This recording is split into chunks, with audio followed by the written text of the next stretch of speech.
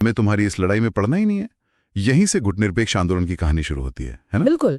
Asia, Africa और Latin America के जो देश हाल ही में औपनिवेशिक गुलामी से आजाद हुए थे, उनके सामने एक बड़ी दुविधा थी कि किधर जाएं? अमेरिका के गुट में या सोवियत संघ के। हाँ, और भारत के जवाहरलाल नेहरू जैसे नेताओं ने एक तीसरा रास्ता चुना। भारत के जवाहरलाल नेहरू, मिस्र के गमाल अब्देल नासिर, युगोस्लाविया के जोसेफ ब्रोज टीटो, इंडोनेशिया के सुकार्नो और घाना के क्वामे नक्रूमा, इन 5 नेताओं ने मिलकर गुटनिरपेक्ष आंदोलन यानी नॉन अलाइंड मूवमेंट की नींव रखी।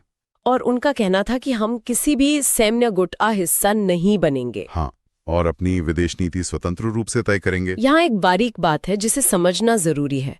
गुटनिरपेक्षता का मतलब ये तो नहीं था कि दुनिया से कटकर बैठ जाना। नहीं, बिल्कुल नहीं। वो अलगाववाद नहीं था।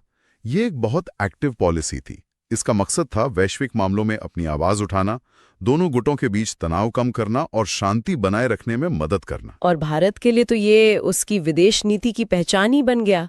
यूपीएससी मेंस में आज भी भारत की विदेश नीति के विकास पर सवाल आते हैं और उसकी नींव ही ये नाम है। सही कहा।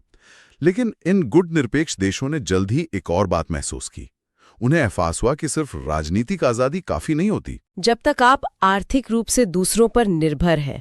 हाँ, इनमें से ज्यादातर देश गरीब थे, जिन्हें अल्प विकसित देश या एलडीसीज कहा जाता था। और यहीं से नई अंतर्राष्ट्रीय आर्थिक व्यवस्था या एनआईईओ का विचार सामने आया।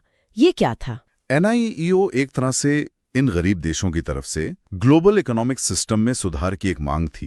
1972 में यूएनसीटीएडी ने एक रिपोर्ट निकाली जिसमें 4 मुख्य मांगें थीं। अच्छा, क्या थी वो? पहला, इन देशों का अपने प्राकृतिक संसाधनों पर पूरा नियंत्रण हो। दूसरा, उन्हें पश्चिमी अमीर देशों के बाजारों तक ज्यादा पहुंच मिले। ठीक है। तीसरा, अमीर देशों से जो टेक्नोलॉजी वो मंगा रहे हैं उसकी लागत कम हो।